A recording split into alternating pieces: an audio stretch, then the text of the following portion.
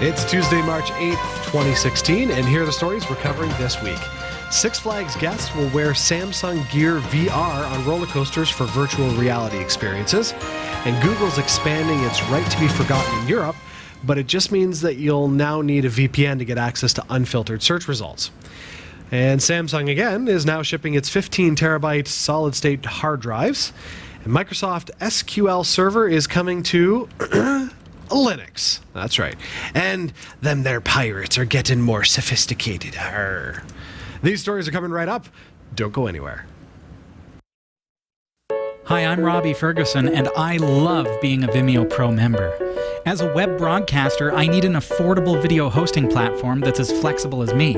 A Pro membership lets you upload up to 20 gigabytes of HD video each and every week with no additional bandwidth restrictions. That means if you produce a show that uses even up to 20 gigabytes of storage, your limit resets itself the following week, so you can do another 20 gigabytes. And keep doing that week after week. Now, Category 5 with all of our shows use roughly 10 gigabytes per week. From there, Vimeo automatically generates all the files that you need to provision your RSS feeds, Roku channel, website media player, or even video downloads in multiple bit rates, with no limits on your bandwidth usage or how many people can access your files. What's best? The price is astonishingly affordable. And for a limited time, friends of the Category 5.tv network will receive a whopping 25% off the annual price. All you have to do is go through our link, cat5.tv/Vimeo, and sign up today for your 25% discount. To top it off, you get 30 days to try it risk-free. If you're not happy with Vimeo Pro, you pay nothing. The deal is only for a very limited time. Go to cat5.tv/Vimeo. I'm Jeff Weston, and here are the top stories from the Category 5.tv newsroom. Disney theme parks have been using virtual reality to design new rides and attractions, and Landmark Entertainment is building a virtual reality theme park in China. But now Six Flags Entertainment Corporation is bringing virtual reality to actual roller coasters across 9 of its theme parks this month. Six Flags has partnered with Samsung Electronics America to integrate the mobile Gear VR device into virtual reality rides that were designed to take advantage of every twist and turn in the roller coaster track. Samsung is now the official technology partner, quotations, of Six Flags, and its Facebook Oculus technology has powered 2 new virtual reality rides. This sounds so cool. I'm excited about this. Nick DiCarlo, Vice President and General Manager of Immersive Products and Virtual Reality at Samsung, what an awesome department, says Six Flags patrons will experience Gear VR from Galaxy S6 Edge and newer devices. The Senior Vice President of Marketing of Six Flags says the company has been exploring virtual reality for years, but now the technology exists to deliver the types of one-of-a-kind experiences it was looking for. By adding virtual reality to the pre-existing rides, theme parks are able to change experiences from year to year without constructing new multi-million-dollar rides. One ride being launched puts riders in the co-pilot seat of fighter jets battling aliens in air-to-air combat. The ride even allows riders to fire weapons at alien ships through new interactive gameplay technology that takes advantage of Gear VR's video game capabilities. Okay, what I love about this story is it's just so stinking cool. What I really struggle with, though, is, so in Toronto we've got Canada's Wonderland, and there's there's the ride Top Gun. If you've ever been on Top Gun, by the time you're done the ride, your brains are scrambled because your head's doing this all ride long. Yeah. So if you're wearing the Gear VR, first off, how's that going to affect the technology or the components within the Samsung device?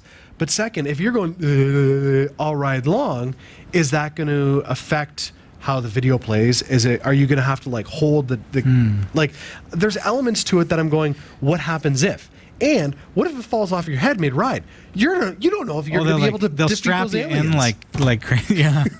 Could they augment reality though in the games, so that you're on a roller coaster and suddenly a monster comes up from behind the hill or something and totally adds a freaky new level to the rides?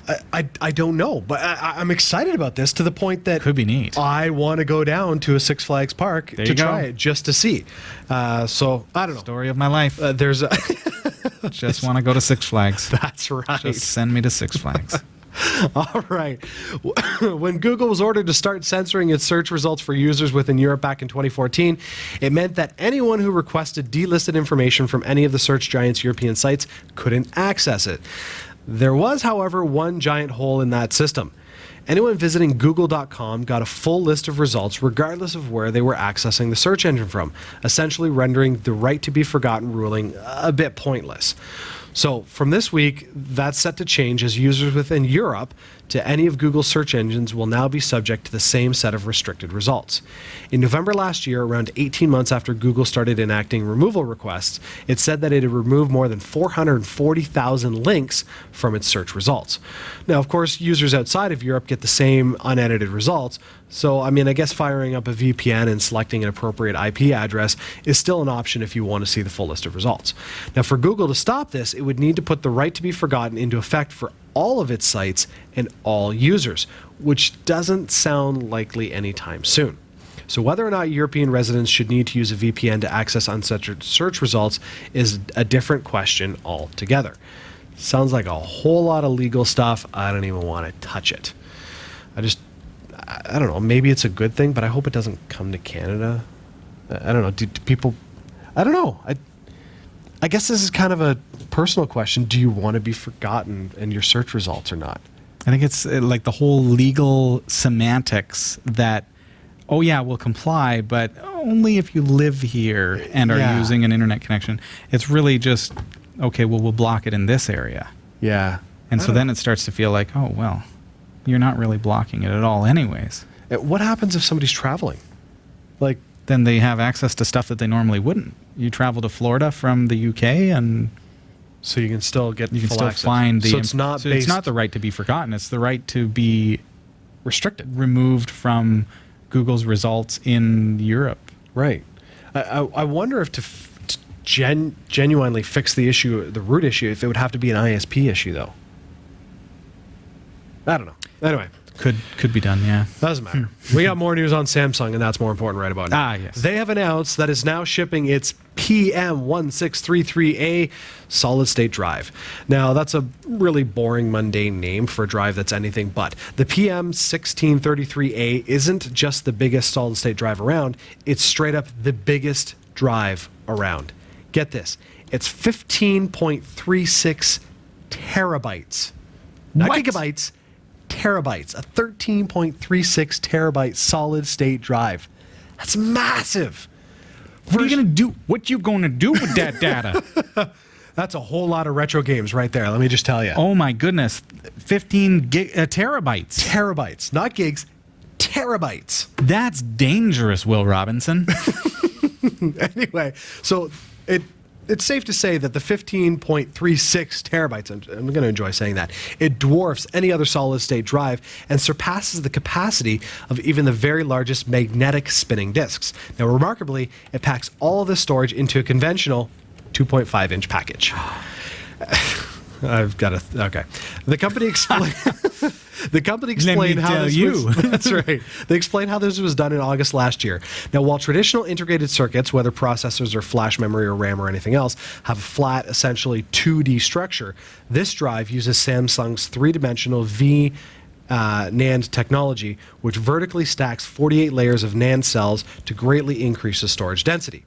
Now, the PM1633A is aimed at enterprise markets, and Samsung says that the drive supports 15.36 terabytes of writes per day over its 5-year life cycle. Now, if anybody followed quotes from Bill Gates, roughly like the early 90s or late 80s, he made a comment that we would never need more than 1 terabyte, or 1 gigabyte. It's like hey, only 640K of extended memory. That's all you need. That's right. Sorry. Here we're looking at ROMs for the Raspberry Pi that are going over a gig. And, it's working. I'll talk to you about that in a couple minutes' time. Okay, I've got to get through the news now. Okay, Microsoft has revealed that their new version of SQL Server software was made from Linux, and it will be released in mid-2017. That's right, Windows and Microsoft. You bend to Linux. The creation of the software is a significant step for Microsoft, which is traditionally focused on its core Windows operating system. Microsoft's SQL Server is one of the company's core products, and the Windows version is used by many customers to run and manage databases. Now, Microsoft has about 21% of the share of the database software market, and it suggests figures by suggested figures from an analyst firm, Gartner. Now, Oracle, who may provide MySQL, is the market leader. Microsoft imagines the release of SQL Server for Linux will help them compete with that company. The move also puts Microsoft into more direct competition with IBM and SAP. There are also a lot of free Linux-based database programs available. The release of SQL Server is one among several steps Microsoft has taken to work more closely with Linux and its advocates. The data center management software Microsoft uses for its Azure service is based on Linux, and it's also produced software that helps people manage Linux servers and has released an analytics package called R Server that works with several different versions of Linux. Now, the greater willingness to work with former rivals has been one of the hallmarks of boss Satya Nadella's reign at Microsoft. Mr. Nadella took over as chief executive in February of 2014, and quite frankly, I'm happy he's working with some of those other companies because Linux just rocks. Okay, so when it comes to the term pirate and hacker, which is interestingly enough a conversation I had with my son a few weeks ago. He's like, Daddy, what's hacking? And I'm like, well, son, and I explained the difference between... Let me show you. That's right. I explained the difference between hacking and cracking, and I'm like, yes, let me educate you. So when the terms pirate and hacker are used in the same sentence, usually it's a reference for someone breaking digital rights management on software. But that's not the case here. A global shipping company has been victim of piracy of the seafaring kind. Arr! Aided by a network intrusion. The shipping company experienced a series of hit-and-run attacks by pirates who, instead of seeking a ransom from the crew and cargo, went after specific shipping containers and made off with the high-value cargo. Security investigators into the crime discovered that the shipping company used a homegrown web-based content management system to manage bills of lading for their cargo ships. And an examination of the network traffic to the CMS revealed a web shell script that had been uploaded to the server through a vulnerability in the software. The shell script backdoor gave attackers remote access to the server, allowing the upload and download of files. And in this case, specifically the downloading of bills of lading for the company's ships. The attackers had compromised a number of the system passwords in the process as well. So the shipping company shut down the server to fix the vulnerability, and then they blocked the IP address of the pirate hacker, ending the targeted attacks. Piracy, bad, but this is a pretty cool story. It's ironic. It is ironic. But when I first read this story, I was like, okay, you know what? That's like a made for like internet TV movie right there. We'll enact it. That's right. You be the pirate. I'll be the CMS developer. Darn pirates! They've gotten in. Just still, it was a really interesting story. I mean, not good, but really interesting story. So big thanks this week to Roy W. Nash and our community of viewers for submitting stories to us. If you found a news story that you'd like to send, email it to newsroom@category5.tv. For all your tech news with a slight Linux bias, that's right, Microsoft, visit the category5.tv newsroom at newsroom.category5.tv. From the Category5.tv newsroom, I'm Jeff Weston.